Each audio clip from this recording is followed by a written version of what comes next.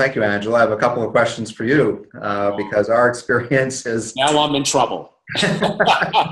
What do you have, Mark? I think this is where the conversation really gets its lift, is listening to you, because I always enjoy listening to your observations. You've spent an awful lot of years in this space, as many, if not more, than I have, and you have a certain amount of perspective as to what works with families, and in this context, it is around the idea of a virtual family office. What is your view of the trend lines? Where do you see the concept of the virtual family office going forward? Is it along the lines of what I talked about, or I would be interested, I know the audience would be interested in hearing how it might be a little different. I agree with much of what you said. Yes, I do think the trend, depending on how we describe a VFO, a virtual family office, is absolutely on the uptick. One statistic by WealthX, we're both mentioning them now, I believe in last year's study, there's 202,000 families around the world on paper worth $30 million and up. So I think the trend of people of wealth wanting to take control, have privacy, and here's the key one, customization to what they want, that an outside advisor just giving it totally to them, you're going to be losing some elements of all that. But historically, the perspective is, I have to have hundreds and hundreds and hundreds of millions to have a classic SFO. That would arguably be preferable. But in today's world of what's happening with technology and all around that, there is no question that threshold has come down for a quote-unquote a VFO. That being said, I know many billionaires that effectively have more of a VFO than a classic and traditional quote-unquote larger single-family office, where maybe I wouldn't say disagree, but I would add to from my perspective. I am not as big of a fan in defining the VFO as being a hardcore outsourcing model. That looks a little bit too much like you have some semblance of control by leading the relationship among multiple outsourced providers and trying to have some semblance of direction, I suppose better than nothing. And that's a part of it. But I'm still a believer that you need to set up a company, the quote-unquote single-family office. So to me, a virtual family office is effectively a small, by more so number of employees, but very nimble, quote-unquote single-family office. I still think there needs to be an entity set up. I agree with having the advisor, but I do think someone needs to be hired, and that person's going to be 24/7 dedicated and working with the leaders within the family and knowing what they're going to do internally and knowing what they are going to have a chance to outsource, for lack of a better word. I also think, and I'm going to be more familiar from the US perspective, that there's also tax advantages relative to how they set up the quote-unquote the single-family office or the private trust company or management company, and then the relationships that quote-unquote management company, the SFO, the VFO, has with the assets of the family and the agreements of what services are being performed. Now, we don't want to get too deep in the weeds on tax deductibility, but I am all on board. Among the number one thing for wealthy families is really being on top of the tax picture and tax arbitrage. You could control that much more than you could trying to get extra returns from investments. So a sure thing is always good. I am a believer that technology, including AI and VR, is going to make the option for the VFO very, very attractive. And it's not where it needs to be yet, but it's close. When I mean technology with AI and VR, it's better now than it was even 6 months ago or a year ago. But I think within the next 2 to 5 years, we're going to see tremendous growth. So you don't need the number of resources and people, arguably, that you needed in the past, and how you could communicate using certain technology tools much better than ever before. Artificial intelligence is slowly changing the landscape of wealth management, and is going to get much, much better. And the opportunity for even smaller families at 30 to 100 million to utilize some of these services on investing and on tax harvesting is going to be amazing. But maybe the big one relative to the concept of a virtual family office is going to be virtual reality, or VR. So what I could do in the near future, I wouldn't say it's quite there yet, is I could be in a different country and have a virtual family office somewhere else, and I'll feel like I'm there, because it really is going to feel very lifelike. So how I interact, how I train, and how I work with others around the world. So now I could argue that a global, or a family, really has a global perspective of employee and talents from all over the world that are going to feel more real and lifelike than ever before. Other areas I would be very alert to would be the challenge of digital risk, of cybersecurity challenges. So when I bring all that together, technology, AI, VR, and arguably the good and bad, what's happening with digital threats and cybersecurity, is I don't know if some of the current people that are in the family office community are they living and breathing that? They're probably not. I'm, in my early 50s.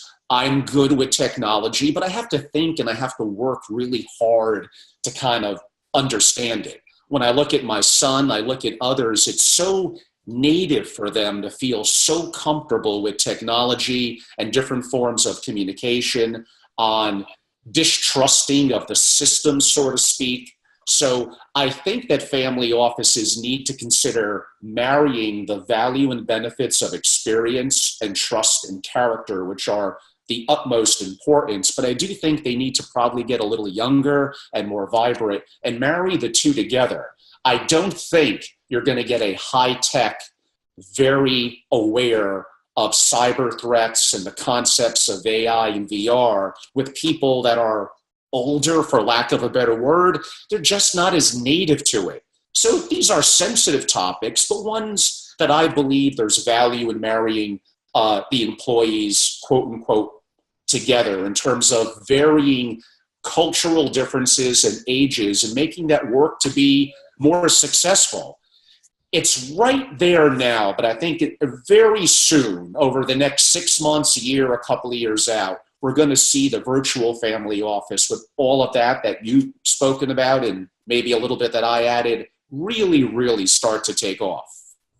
I couldn't agree with you more on a number of fronts. One, the need absolutely to just treat this as a business, because at the end of the day, the family office is a business in whatever form it's going to take. That's the first point. The second is the virtual family office is going to rely on technology. I've worked with a number of families in the US and overseas, and I know for a fact, at least from the perspective of overseas families, they want the connectivity with American families. I mean, the family office concept and the family office model, whereby it was not created in the US, was created in Europe centuries ago, but it's been refined here. And the need and the desire for families in volatile parts of the world to feel connected, to be literally connected with families on this side of the pond, is going to be enhanced by technology. Technology is the wave of the future, particularly in this space. And so I think you're spot on in terms of how important that's going to play a role. It has its risks, okay, and you touched on it with cybersecurity and so forth. But it is particularly with the millennial generation, it is going to be the wave of the future. And those of us who are perhaps more experience in the traditional family office model, we need to adapt and adapt quickly because that's the next wave. One of the other areas that I know you and I have talked about a lot, and I think in the virtual family office model there is a space for this if it's done correctly, is around direct investments. Families are all very focused on opportunities that either enhance their their current portfolio or take the family in a different direction, perhaps being prodded by the younger set. But how do you see a virtual family office playing to the desire of families here in the U.S. and overseas, but specifically here in the U.S. for that direct investment opportunity? I think it ties in actually rather perfectly. So families getting together of similar wealth or resources, but maybe different experiences in various industries, what could they do to form, and I think it's been called by myself and others, a consortium?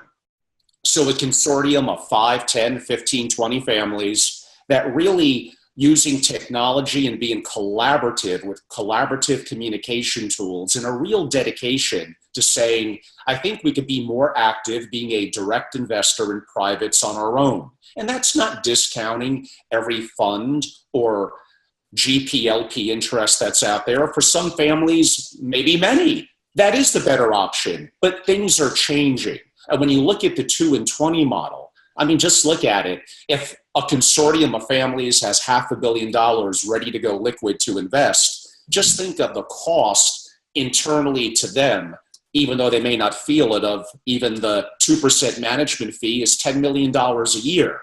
So if they're able to know what they own, to have greater impact in decision making, to utilize maybe that millions and millions of dollars of capital more internally or save on cost and not have the performance fee on the back end, would they have the resources to maybe mutually hire some talent, to do greater diligence internally as a team? And could they make better decisions? I mean, let's face it, a lot of the industry has had underperformance over the last several years. I'm not quite going to say, could families do worse? Maybe they could. But the opportunity for them to look at direct investing as generational assets that are going to be very tax advantageous, engage the family in the process more if they're interested, and be better, potentially net of fees long term. I think those are all trending upwards. And for families that may not have 5 or 10 billion, that's arguably where the consortium model could work even better, because now they're being more collaborative in their investment approach. What are you seeing from that perspective, Mark? Well, what I'm seeing is that there are a few very good platforms right now for families in the direct investment space outside of their own single family office.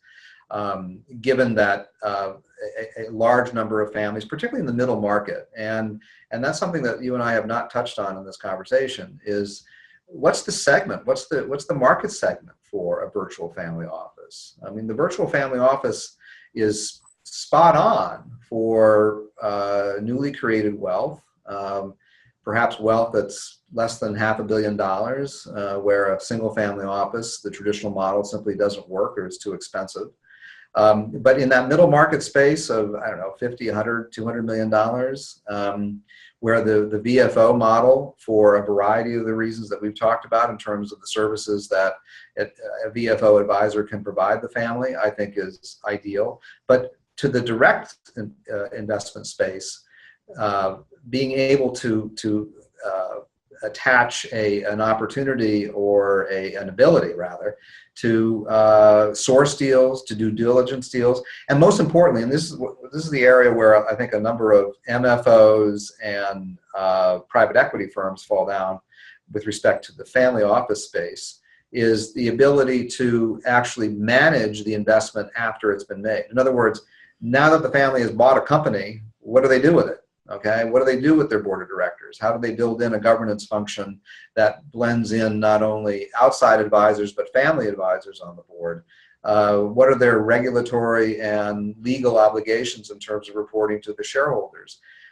There are a number of issues that follow from the purchase of a company. As we both know, I'm an M&A lawyer from way back, and so I understand the continuum that goes from sourcing to due diligence to execution to actually making the company run.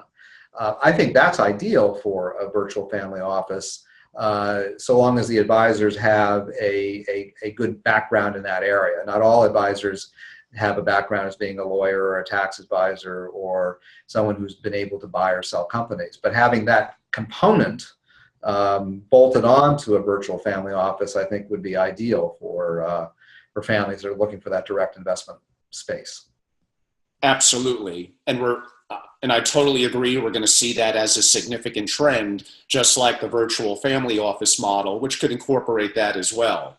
And the opportunity in, thinking of my Silicon Valley friends and what's going on there and what's on the horizon with technology and all the things I noted are going to make the opportunity of having a virtual family office simply easier and better and simply more effective. What else matters than being effective than ever before? I could even think of a company like AngelList and the opportunity for even a regular, accredited investor or qualified purchaser to have opportunities to see how other really smart people are investing without the classic fee structure, and to kind of introduce the investor with the startup. Now, is that necessarily the safest way to invest for everyone? No, but even following some of Nassim Taleb's philosophies on barbell investing, be very liquid, transparent, and low cost on a good part of your portfolio that you truly know and understand, and maybe on 5, 10, 15, or for some 20%,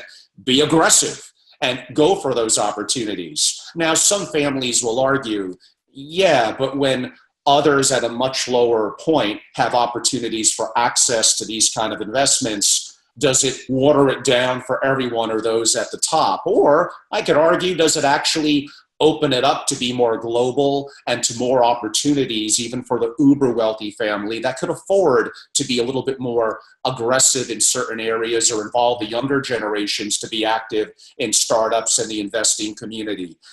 That subject, it's worthy of its own video podcast or something that we and others could be more active in the future.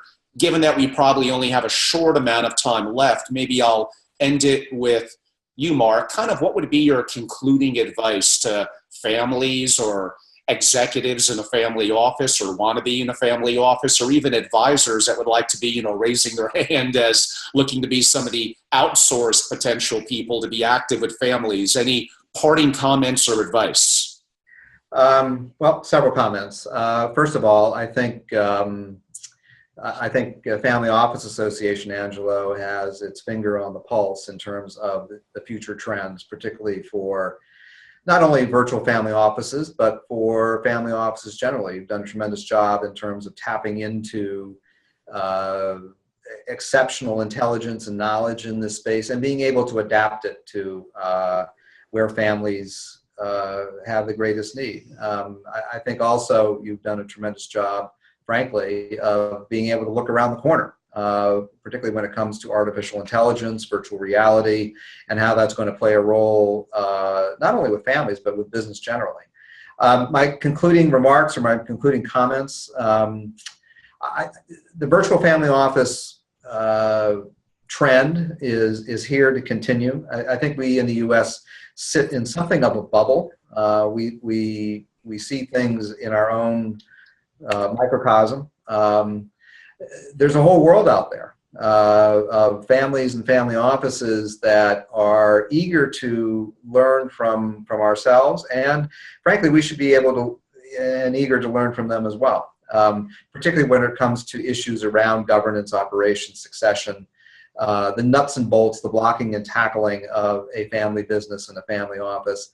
I think that flexibility, absolute loyalty to the family, and having, as I said before, a very clear vision that the virtual family office advisor is not there to be the friend, the psychiatrist, or the priest or rabbi, but really to be the very objective, clear-eyed thinking professional who can bring his or her experience to the table, both domestically and internationally, and have the common sense and the knowledge to bring in others as the time requires. I think those are probably the most important considerations in wrapping up our conversation about the virtue and the future of virtual family offices.